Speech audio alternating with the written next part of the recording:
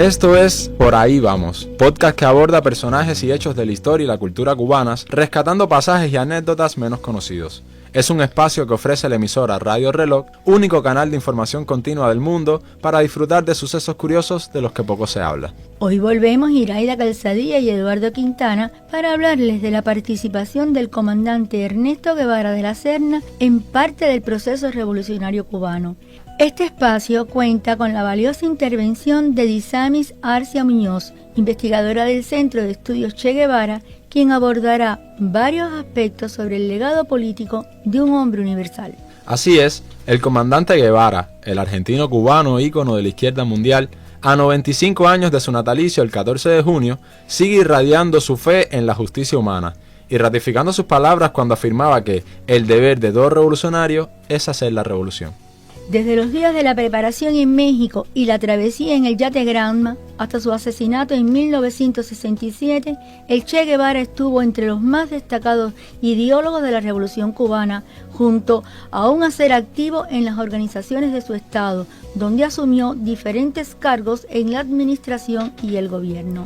Médico y guerrillero en la Sierra Maestra, este pensador, político y luchador por la reivindicación de los pobres, está insertado en nuestro país también en la profunda lealtad que mostró hacia los principios que defendía la revolución, en su amistad con los líderes como Fidel Castro y Camilo Cienfuegos, a la tropa que dirigió, a la pasión que insufló a las emisiones de Radio Rebelde y a la rectitud de su vida, a veces incomprendida. Es el joven que, a los 19 años, escribe este premonitorio poema en 1947. Lo sé, si me voy de aquí me traga el río, es mi destino, hoy voy a morir.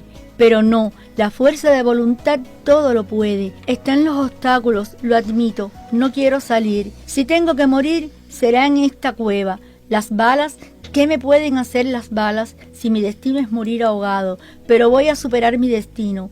El destino se puede alcanzar con la fuerza de voluntad. Morir sí, pero acribillado por las balas, destrozado por las bayonetas. Si no, no, ahogado no. Un recuerdo más perdurable que mi nombre es luchar, morir luchando. En el aniversario 95 del natalicio de Ernesto Guevara, el 14 de junio de 1928, tenemos entre nosotros a Disamis Arcia Muñoz, investigadora del Centro de Estudios Che Guevara, institución creada en octubre de 1983 con el propósito de preservar y promover la validez del legado teórico, práctico y ético de este ícono revolucionario. Buen día, estimada Disamis, a quien mucho debo por sus interesantes diálogos acerca del pensamiento del Che. Podemos empezar con la valoración que le merecen las investigaciones sobre la vida y obra de Ernesto Guevara y cuáles son las tendencias principales. El interés por investigar sobre la vida y la obra de Che Guevara se ha mantenido incluso estando él todavía vivo. Y a lo largo de todas estas últimas décadas ha tenido momentos de mayor y de menor interés o relevancia. Yo creo que los dos momentos más importantes han sido en la década de los 80, de donde son imprescindibles los ensayos de Carlos Tablada sobre el pensamiento económico de Che, de Fernando Martínez Heredia sobre el Che y el socialismo, de María del Carmen Ariet sobre el pensamiento político de Che Guevara. Es decir, hubo en la década de los 80 en Cuba un renovado interés por retomar la complejidad, el antidogmatismo y el pensamiento hasta cierto punto subversivo de Che Guevara, desarrollado por él sobre todo desde la experiencia de la transición socialista en Cuba. Eso es un momento que es importantísimo y que está marcado también o que después vino por otros autores cubanos y extranjeros, que de alguna u otra manera en los años que siguieron trataron también o se interesaron también sobre todo por aspectos relacionados con su pensamiento sobre la transición y sobre sus propuestas desde la experiencia cubana. Hace poco, hace como 3 o 4 años, hubo un brasileño que fue precisamente premio Casa de las Américas por un ensayo relacionado con el pensamiento económico del Che. ¿Podrías hablar algo de las tendencias?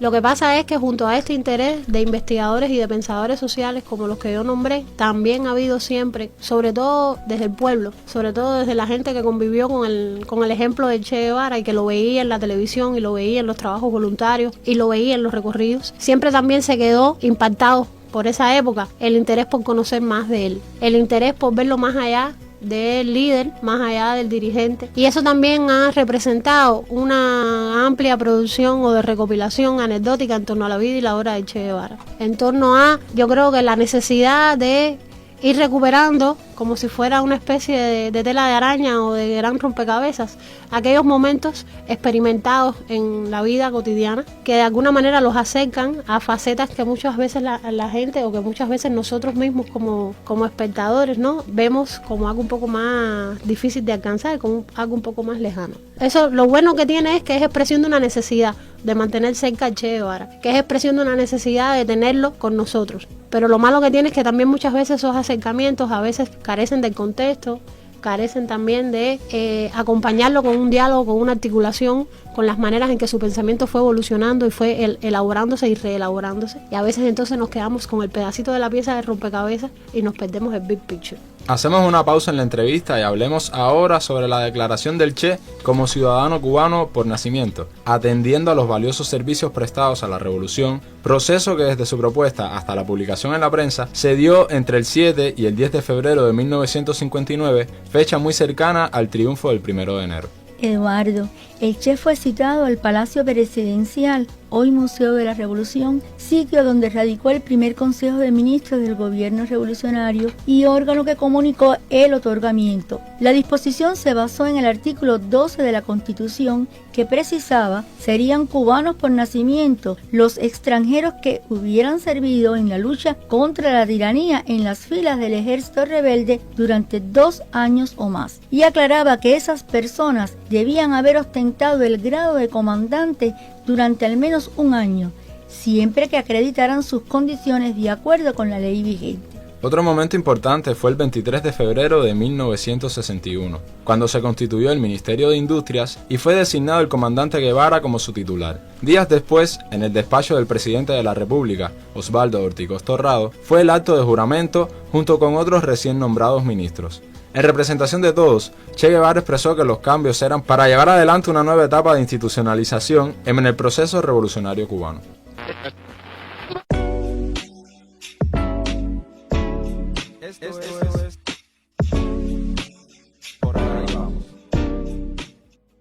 Amigos, vamos a reiterar a nuestros escuchas que transmitimos Por Ahí Vamos desde Radio Reloj, emisora de larga experiencia en el dial cubano y el único canal de información continua del mundo. ¿Y qué te parece si repasamos lo que Che Guevara, un hombre que dejó profunda huella en quienes lo conocieron, dijo de varios de sus contemporáneos? Por ejemplo, él definió a Celia Sánchez como la querida compañera de todos los momentos de la lucha, a Faustino Pérez como un viejo conocido, compañero del Granma. De Fran País, a quien vio muy poco, comentó que era hombre que se imponía en la primera entrevista y habló de sus ojos de profundidad extraordinaria. Y de Lidia 12 escribió muy hermosamente: cuando evoco su nombre, hay algo más que una apreciación cariñosa hacia la revolucionaria sin tacha, pues ella tenía una devoción particular por mi persona. Se sabe que el Che tenía un verbo duro y preciso, no edulcoraba frases para conmover o agradar.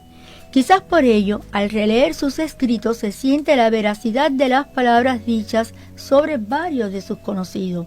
Y cito pasajes de la guerra revolucionaria, donde aparecen el hombre que valora al amigo, al subalterno, al compañero de largas y fatigosas jornadas.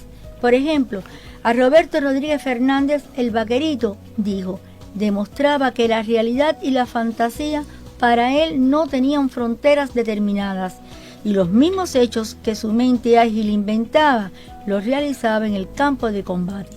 Y de Camilo Cienfuegos apuntó: fue el primer comandante del ejército que salió al llano a combatir con la moral y la eficacia del ejército de la sierra. Retomamos ahora nuestra entrevista con la investigadora Disamis Sarcia Muñoz del Centro de Estudios Che Guevara, quien nos ha estado escuchando en este anecdotario.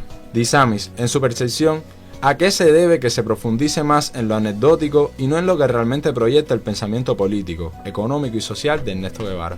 Hay un investigador cubano que dice, o que dijo una vez, que el ejemplo de la coherencia de Che, su capacidad de demostrar con hechos y con actos lo que decía y lo que pensaba, fue tan fuerte y fue tan impactante para los cubanos y las cubanas de su momento, que trascendió el momento histórico concreto para convertirse en una necesidad cultural, ¿no? Para convertirse en eso que nosotros llamamos el Che ícono, el Che símbolo. Y yo creo que eso es parte de lo que explica por qué hemos necesitado durante todos estos años acercarnos a esas pequeñas historias, a esos pequeños contactos directos con momenticos, con flashazos de la vida de Che.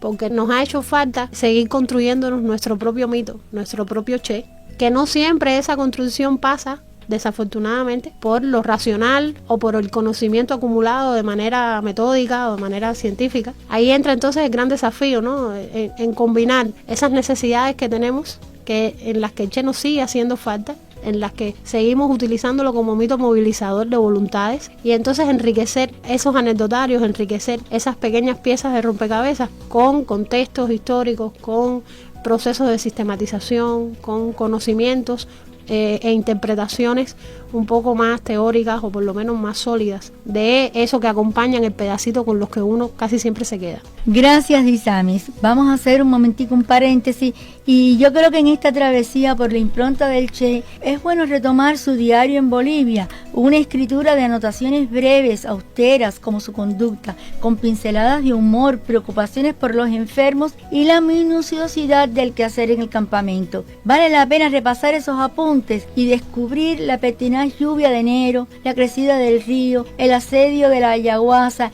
el jején, el mosquito y la garrapata.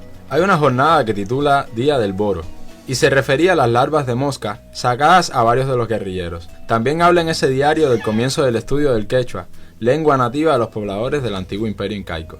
El diario, escrito en la guerrilla boliviana, debe ser una lectura imprescindible para comprender el ideario guevariano. Es desde ese histórico 1967 que vaticina a la tropa momentos difíciles y días de angustia moral, alerta sobre las cualidades de la guerrilla y la necesidad de una mayor disciplina, y pondera la importancia del estudio imprescindible para el futuro. Cuando se interpretan esos textos se percibe su ilimitada capacidad de resistencia física y una batalla constante contra las adversidades del medio y de su propia enfermedad, el asma implacable. Pero también la preocupación por sus compañeros casi descalzos, la fatiga de la tropa y el dolor de los hombros, que a veces se hacía insoportable.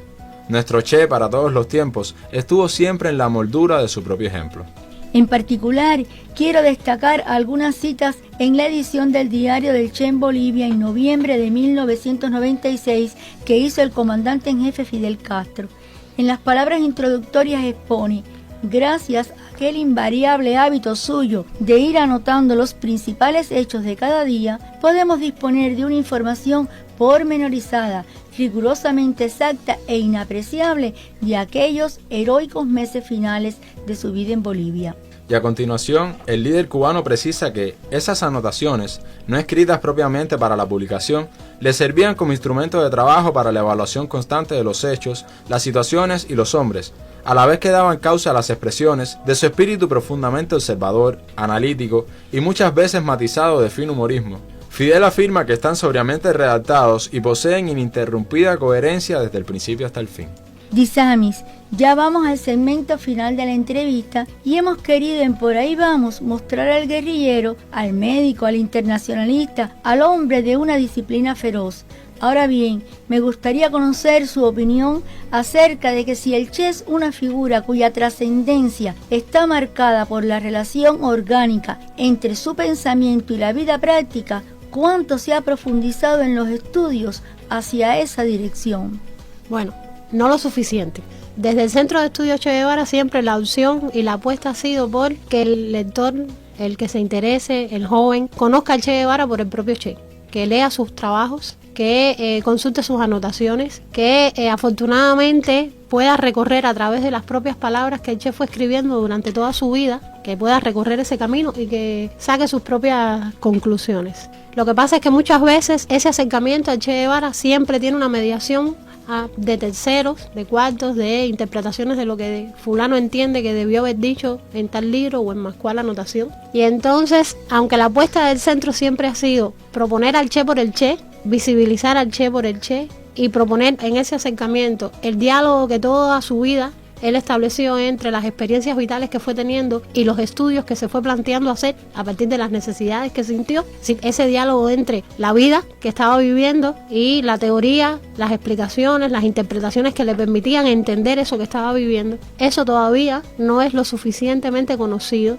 eso todavía no marca la manera en que la mayor parte de las personas que se interesan por el Che Guevara se acercan a él. Siempre vamos al Che con una visión preconstruida, con un juicio preelaborado, y casi siempre queremos encontrar lo que ya sabemos que existe. Entonces, por eso sigo diciendo que se ha estudiado en su coherencia, pero no lo suficiente. Y creo que todavía queda muchísimo más por tratar de proponer como cultura, como mentalidad.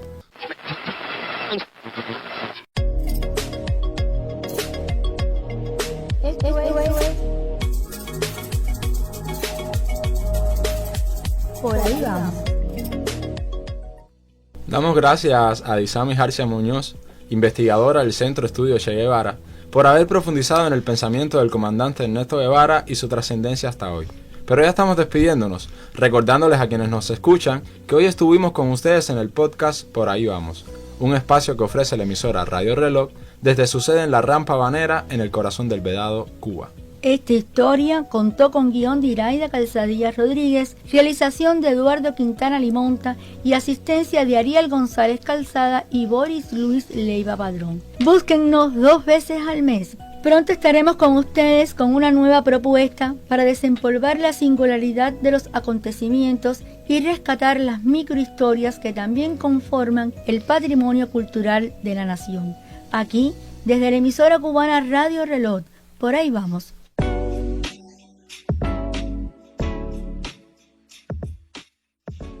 So